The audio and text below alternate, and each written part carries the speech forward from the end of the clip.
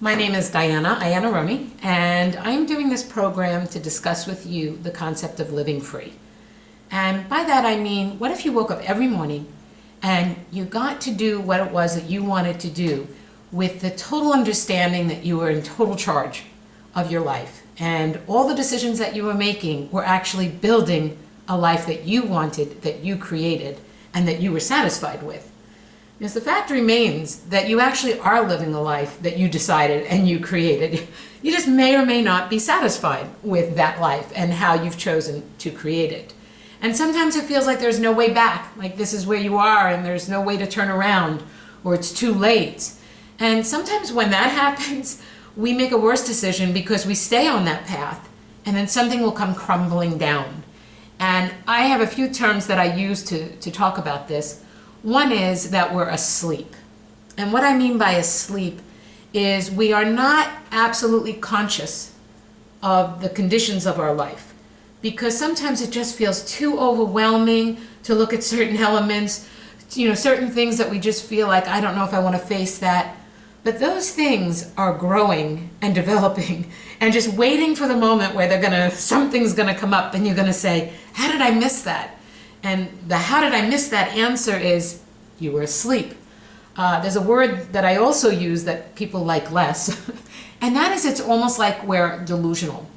And how I mean delusional is, very often we have what's called a cognitive dissonance. We know there's parts of our life that are a certain way, but we prefer to believe it's somehow different. And the reason we prefer to believe that it's somehow different is, if we look at what the truth is, we feel overwhelmed. Like, if I own this and recognize this, I'll have to change everything. If I own that I'm in a lousy relationship, if I own that I'm in a lousy job, other than just saying, yeah, I wish it was better, I wish I would leave my job, but if you really owned it and took charge of it, that could feel very overwhelming. So to actually live free, really live free, requires a lot of things. One thing it requires, probably the most paramount thing it requires, is courage. Courage. The ability and determination to stand up and make a change. Courage. The other thing that's required is that we have to be willing to look at the beliefs that we currently have that created the life that we're already in. Because a lot of the beliefs that we have, we actually adopted, if you could believe, at the age of 7. Now, I know we all like to think of ourselves as grown-ups. We're all grown up. But the truth is that we have a lot of beliefs that we adopted at the age of 7, decisions we make in certain circumstances, and we just never reevaluate them, or often never reevaluate them. My intention and what I do as a life coach is I help people move away from those beliefs and create the life they want.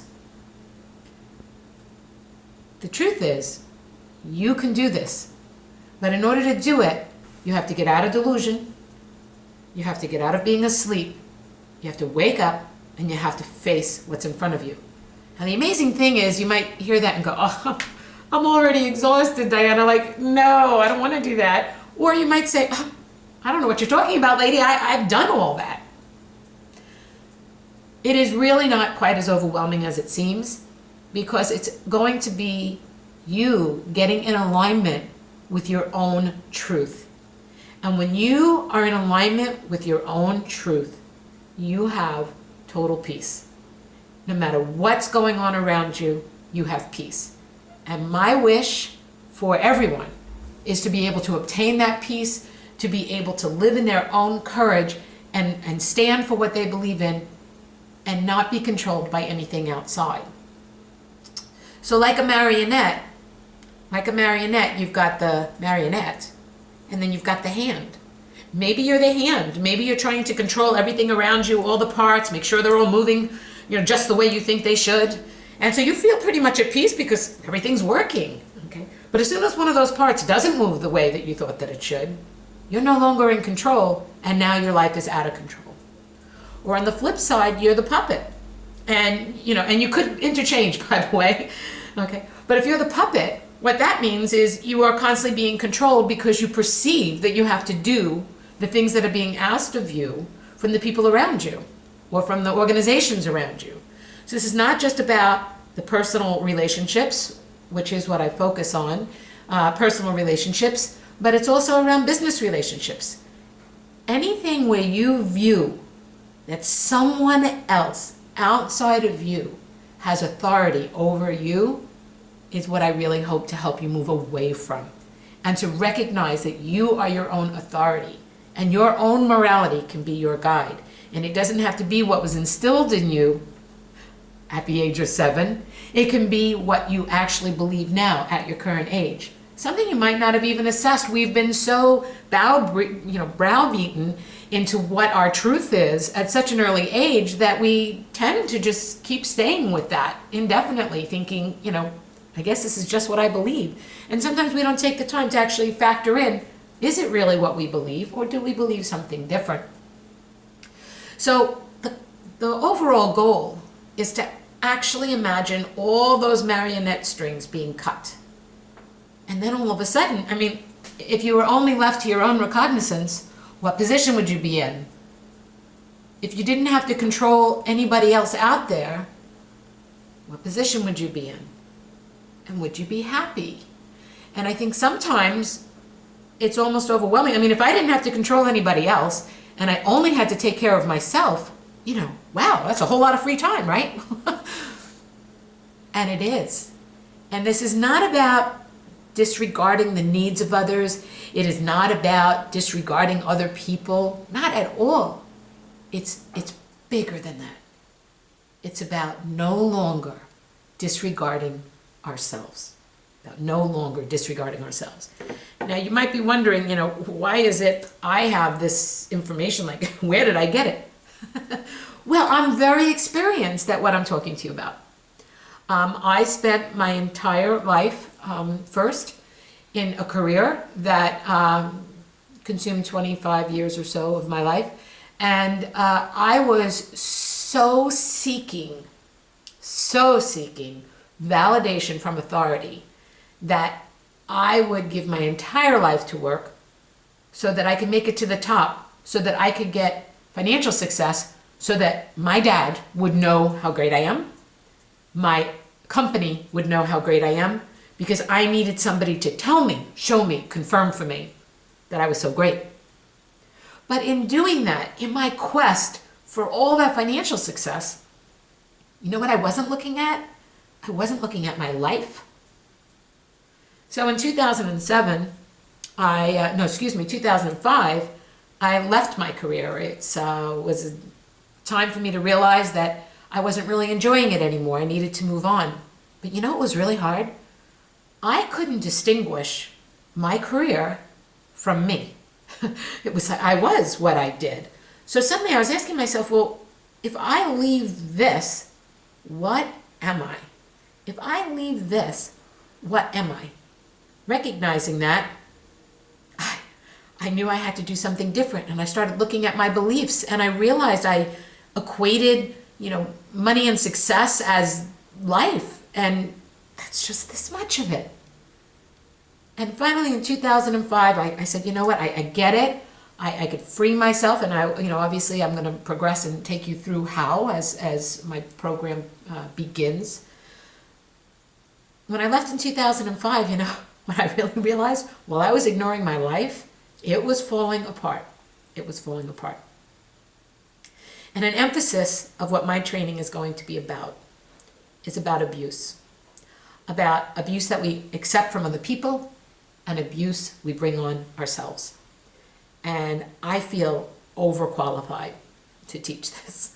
I abused myself for all my years. And don't get me wrong, I enjoyed my career. It was a wonderful career. I met fabulous people.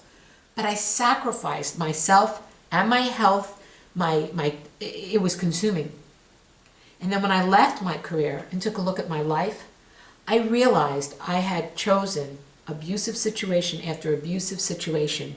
But as I started this tape saying, I was like, well, I don't have time to look at that. I don't have time to look at that. I was asleep. I was asleep to the abuse that was in my life, in my relationships. I was asleep to how much I was giving to my career and what it was doing to my body and my physical health.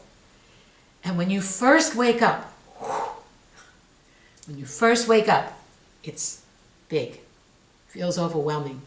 But when you wake up, then you could do something about it. I want to touch on something a little more specific. I never heard the term sociopathy. I mean, other than, maybe in the newspaper, an article, or school. Okay. Narcissism. And any association I had with the term was something out there. Those sociopaths out there, those psychopaths out there, those narcissists out there, they're not in my life, but they were. Okay?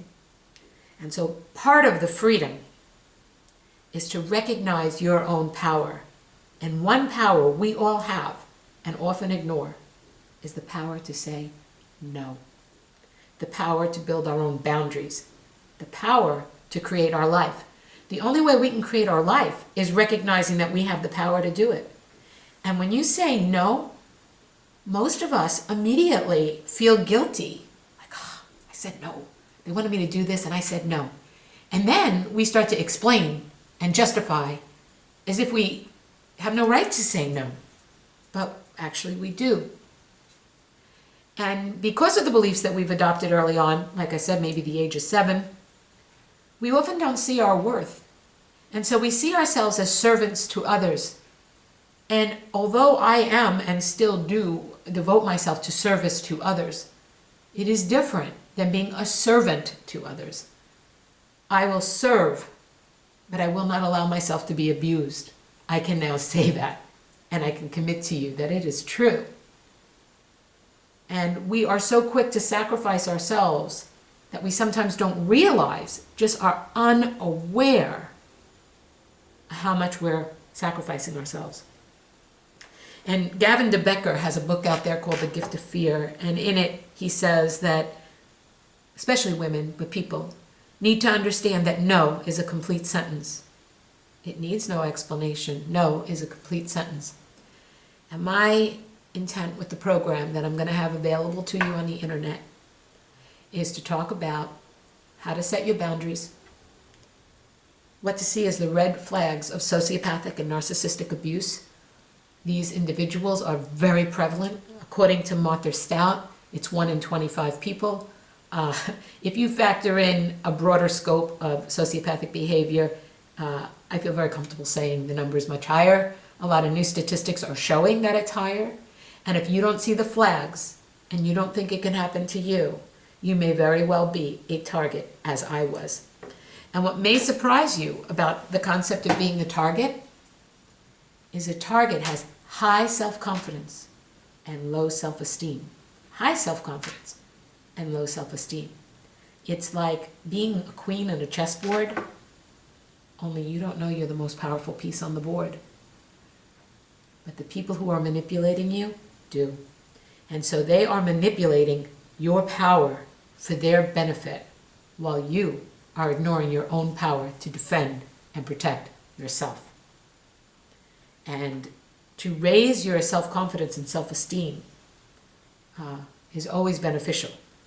But if you're a target, you actually have high self-confidence, but your self-esteem is a little off. And your self-esteem is your sense of worth for just being. Like I said, when I started, leaving my career, I was like, what am I then? If I'm not this executive title, what am I? I'm nothing. Oh, couldn't be further from the truth. And once I embraced fully what my worth was, then there was no arena under which I could be abused. And to leave you with a thought so that you get value out of this, and then encourage you to go to my website, www.standingup.us. On there, I'll be able to tell you when the programs are beginning and where you can go to get the training that I'll be offering. It'll all be online, so it'll be available to everybody. And I also wrote a book, Me and My Shadow. It's available on Amazon. I encourage you to get it, especially if you're in sociopathic or narcissistic situations. And if you don't know if you are, if you feel like you're losing your mind, going crazy, you're constantly having what's called cognitive dissonance, 2 opposing thoughts all the time, conflicting, you probably need to read my book. But know that to build your self-esteem, what you need to do is start acknowledging your feelings. Don't suck it up anymore. I feel sad. I feel angry. I feel betrayed. I feel hurt. I feel happy. So your assignment when you leave here now is to label your emotions throughout the day. And you might be so numb that you might not even be able to label your emotions. It might be too difficult for you to label your emotions. Like, I don't feel anything. You've sucked it up for too long. Now is the time for you to start recognizing your feelings. Waken from delusion. You matter. You have power. You have courage. And release shame that is often bestowed upon you by others that is not yours to own. So often people put it on us and we own it. Today is the day you begin living free. I look very forward to helping you develop the skills and glory and power that are yours right now. Thank you for joining me today, and I look forward to doing more work together. And again, please, www.standingup.us. Please check it out, and we'll be in touch. Thank you.